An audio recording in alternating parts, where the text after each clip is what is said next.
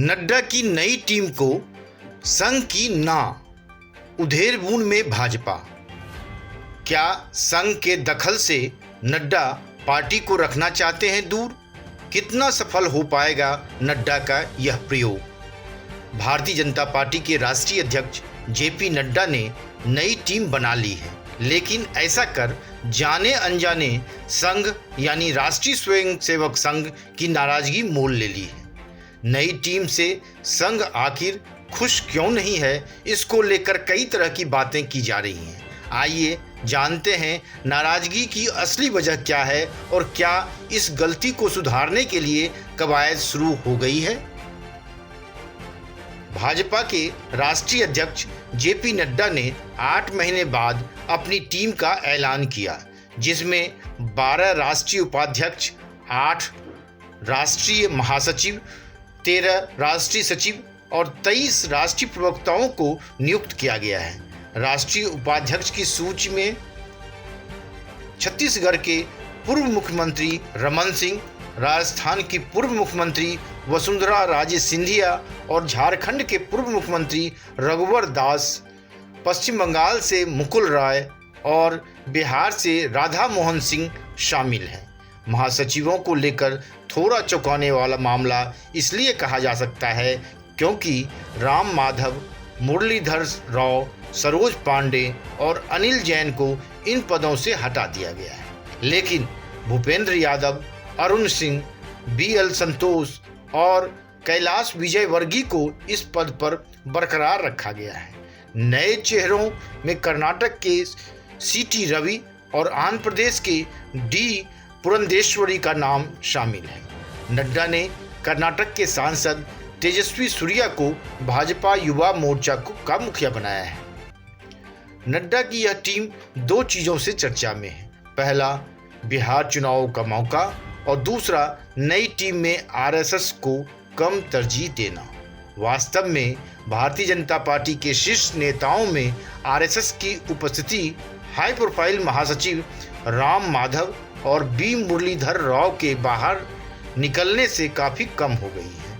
इसमें कोई शक नहीं है कि पार्टी ने परंपरागत रूप से राष्ट्रीय स्वयंसेवक संघ के प्रतिभाशाली कार्यकर्ताओं को खींचा है, जिनमें राम माधव ने निश्चित रूप से महासचिव के रूप में एक बहुत ही सफल पारी खेली और इससे ये अटकलें तेज हो गई थी कि उन्हें मंत्रिपरिषद में जगह दी जा सकती है।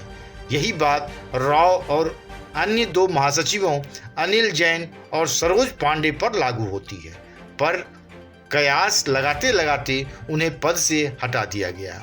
इनके भविष्य को लेकर भी एक तरह से विराम ही लगा हुआ है, क्योंकि अभी इस बात के कोई संकेत नहीं मिले हैं कि इन्हें कोई बड़ी जिम्मेदारी दी जाएगी।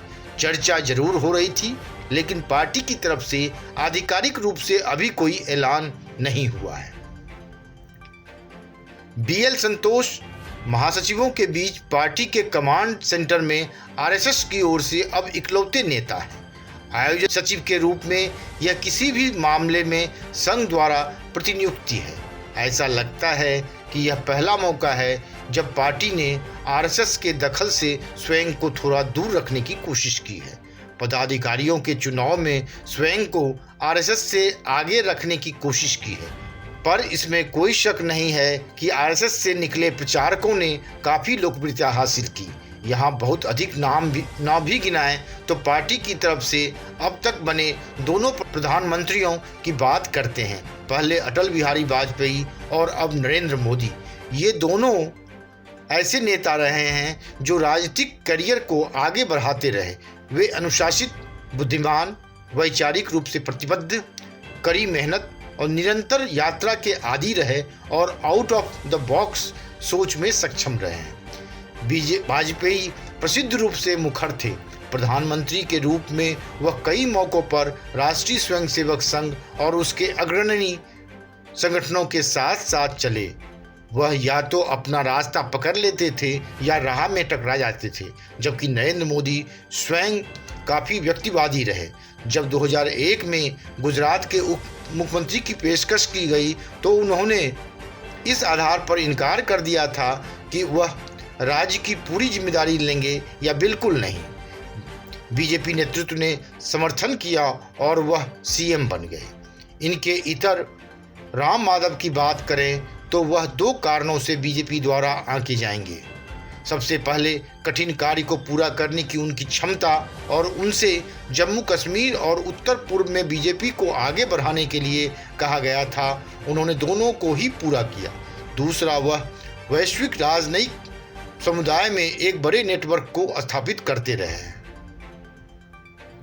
मूल रूप से बीजेपी के 8 महासचिवों में से 4 को व्यापक क्षेत्रीय और जातिगत प्रतिनिधित्व के लिए रास्ता बनाने के लिए हटाया गया। नवनियुक्त तरुण चुघ पंजाब का प्रतिनिधित्व करते हैं, उत्तर पूर्व में दिलीप सैकिया, टी पुरंदेश्वरी और सीटी रवि दक्षिण में हैं, जबकि एक प्रमुख दलित चेहरा डीके गौतम को उपाध्यक्ष से महासचिव पद पर प्रोन्नत किया गया है। गृह मंत्री और पूर्व भाजपा अध्यक्ष अमित शाह का विश्वास जीतने वाले तीनों महासचिवों कैलाश विजयवर्गीय, भूपेंद्र यादव और अरुण सिंह को बरकरार रखा गया है। इस परिस्थिति में सवाल जरूर खड़ा होता है कि क्या बीजेपी सक्रिय रूप से खुद को आरएसएस से अधिक स्वतंत्र बनाने की कोशिश कर रही है, या क्या यह पार्टी के बदलते चरित्र का एक अनिवार्य परिणाम है? क्योंकि अक्सर पार्टी नेताओं पर आरएसएस का मुखौटा होने का आरोप लगता रहता है और पार्टी इसी आरोप से बचना चाहती हो, लेकिन पार्टी इसे कब तक झेल पाएगी, यह इससे भी बड़ा सवाल है, क्योंकि यह आरएसएस की ताकत है कि आज बीजेपी दुनिया की सबसे बड़ी पार्टी बनी हुई है। ब्यूरो रिपोर्ट, वनडे मैट्रम्स।